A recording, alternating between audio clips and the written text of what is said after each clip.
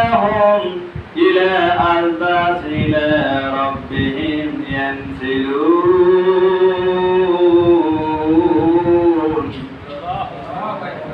আল্লাহ তাআলা বলবেন অনুফিকার সুর নুতফা ফুৎকার মারো।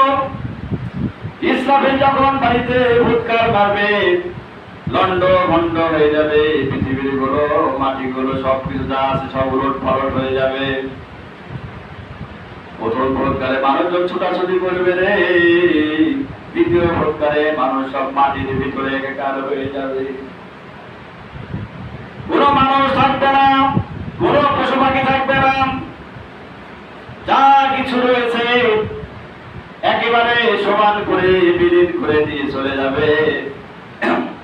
যখন মানুষজন আর থাকবে না তখন আল্লাহ তাআলা হারুত হারুত করে বলবেন, আজকে তোমরা দুনিয়া ছাড়বে কোথায়? দুনিয়ার বড় বড় পাহাড় কোথায়? আজকে ধোঁয়ার মতো উঠছে। পাহাড়গুলো উঠতে থাকবে বাতাসের মধ্যে।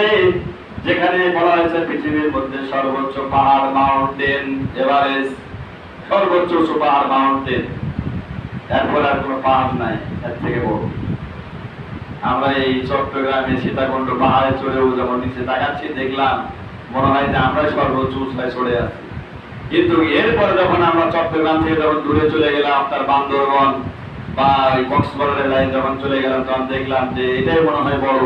এরপরে যখন খাগড়াছড়ি গেলাম, খাগড়াছড়ি দিয়ে যখন দেখলাম সাজেকের কঙ্কর পাহাড়, কঙ্কর পাহাড়ে যখন উঠেছি তখন দেখলাম যে আল্লাহু আকবার, আমরা কোথায় এসেছি? নিচে তাকালে মনে হয় 20 কিলো দূরে। ওখানে মানুষ বললে আর বাঁচার উপায়। তাহলে আমরা যদি বাংলাদেশের এই ছোট ছোট পাহাড় থেকে আমরা শিক্ষা গ্রহণ করি তাহলে বড় বড় পাহাড় আরো কত রয়েছে। এই পাহাড়গুলো ধোঁয়ার মতো উঠতে থাকবে, তারাগুলো নিক্ষিপ্ত হতে থাকবে, জমিনে পড়তে থাকবে, খসে খসে পড়তে থাকবে। সেই দিন আল্লাহ তাআলা আবারও বলবেন, শেষবারে বলবেন অনুফিকার সুর, আবারও ফুৎকার মারো ইসরাফিল। ইসরাফিল যখন 3 বার ফুৎকার দিবে মানুষগুলো যে যেখানে মারা গিয়েছিল রে ওই কবরের ভিতরে যত বছর আগে মারা গিয়েছেন 4500 বছর আগে, আমাদের নবী তো মারা গেছেন আপনার 1500 বছর, 1450-1500 বছর আগে। আর মানুষ যখন সৃষ্টি হয়েছে তার আগে থেকে বলা হয়েছে 4500 বছর আগে যারা মারা গেছে তারাও আজকে কবরের শাস্তি ভোগ করছে।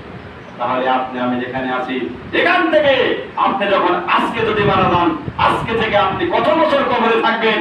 কবরের শাস্তি ভোগ করার পরে যখন পৃথিবীটা ধ্বংস হয়ে যাবে তারপরে গেছেন আপনার হিসাব নিকাশ হবে আপনার আখিরাত। আখিরাতের মাঠে গিয়ে আবার আপনার হিসাব। কবর জগৎটাকে আপনি হিসাব করেন যে এই জায়গাটা কেমন কঠিন, এর শাস্তি ভোগ করার মতো 1 সেকেন্ড শাস্তি ভোগ করার মতো আপনার আমার ক্ষমতা নাই। কারণ কবরের একটি সাপের দংশন বলা হয়েছে যে সাপটি আপনাকে দংশন করবে, এই সাপের বিষ এমন বিষ হবে যদি পৃথিবীর বুকে খালি নিঃশ্বাস ফেলতো তাহলে পৃথিবীর উদ্ভিদ যত কিছু গাছপালা ছিল সবকিছু মারা যেতে। বলেন আল্লাহু আকবার।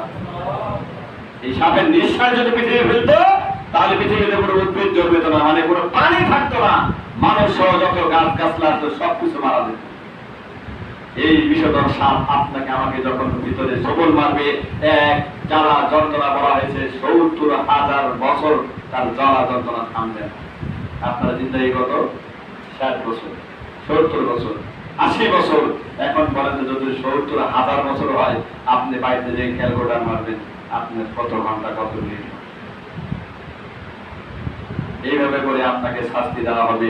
আর এই যে আপনার বলা হয়েছে 7 দিনের মধ্যে নাকটা পচে গেল, এই নাকটা পচে দেওয়ার পরে নাকের খাবারগুলো খেয়ে নিয়ে মলদারতে বেরিয়ে যাবে, 14 দিন পরে আপনার পেটটা বাষ্ট হয়ে যাবে, পেটটা ফেটে যাবে। এরপরে 21 দিন পরে আপনার শরীরের মাংস যা কিছু আছে সবকিছু হালকা হালকা করে আপনার যে চুলগুলো আছে 21 দিন পরে আপনার চুল নখগুলো আপনার মাটির সাথে পড়ে যাবে। এরপরে কোরআন বিজ্ঞান বলছে 7 দিন পরে আপনার 60 দিন যখন হয়ে যাবে তখন হাতের জোড়ায় জোড়ায় যে আপনার জোড়াগুলো রয়েছে, যে জোড়া হাতের জোড়া পায়ের জোড়াগুলো রয়েছে এগুলো আলাদা হয়ে যাবে। 120 দিন পরে আপনার গায়ের সব কিছু আলাদা হয়ে মাটির সাথে মিশে যাবে। কোরআন বিজ্ঞান একটা মানুষ বিলীন হতে মাটির সঙ্গে 120 দিন হবে। আর আজকে আমরা এটা বলি এটা আমার, ওটা আমার, এই পুকুর আমার, এই রাস্তা আমার, এই এই মসজিদ আমার, এই পুকুরের মাছ আমার, গাছ আমার, সব আমার। কথা বলে ঠিক না ঠিক? আরে ভাই, আপনার কিছু না, আজকে আপনার গায়ের সঙ্গে যা আছে, আপনার আহসান আমালা, নেককার সন্তান, নেককার আমল, নেককার স্ত্রী, যা কিছু আপনার নেকির মধ্যে পড়ে, সেগুলো আমল হচ্ছিল আপনার। এই আমল আহসান আমালা যদি আপনি পৃথিবীর বুকে থেকে, কবর থেকে আখিরাত পর্যন্ত নিয়ে যেতে পারেন, আপনি সফল কাম। বিশ্বনবী বলেছেন, ওই ব্যক্তির জন্য কাল কিয়ামত পর্যন্ত কবরটা নারদের ওসিলা হয়ে যাবে। বলেন সুবহানাল্লাহ। কিন্তু আমরা বিশ্বাস করি না। আল্লাহ তাআলা এরপরে বলবেন, বান্দা